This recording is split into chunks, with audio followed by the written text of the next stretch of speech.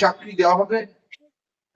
পরিষ্কার তথ্যহীন ভাষায় কথা বলে রাখছি, এক কাপ চাও কাউকে খাওয়াতে হবে না। ঠিক আছে,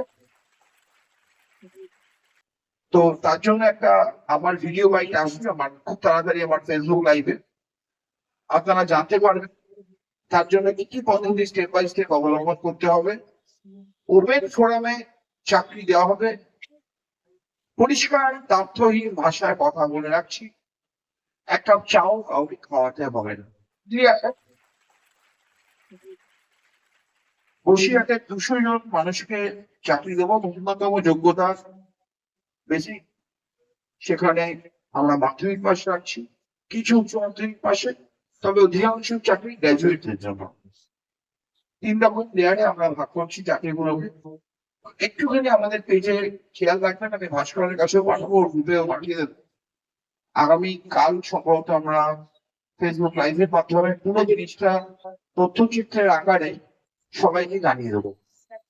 200 জন সংখ্যা খুব একটা কম সংখ্যা না, আপনার ওয়ার্ডেরও 10টা 15টা 20টা যোগ্য মানুষ চাইলে চাকরি পেতে পারে।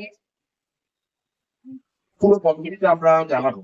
আমার কাছে এটা মনে হয় বাংলার মানুষের সব থেকে গুরুত্বপূর্ণ আগে ছিল খাদ্য বস্ত্র বাসস্থান।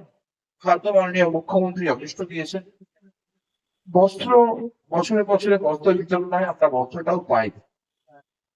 বাসস্থান হয়তো রয়েছে, বাংলার বাড়ি হচ্ছে, আরো বাংলার বাড়ি হবে। 12 লক্ষ বাড়ি দিয়েছে মুখ্যমন্ত্রী বিগত দিনে, আগামী দিন আরো 16 লক্ষ বাড়ি আসবে।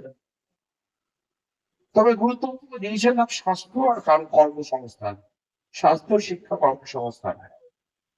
বসিরহাট হসপিটালকে উন্নত করার জন্য আমি প্রত্যেক দিন, এমন দিন যায় না নিজে যাই না, নিজে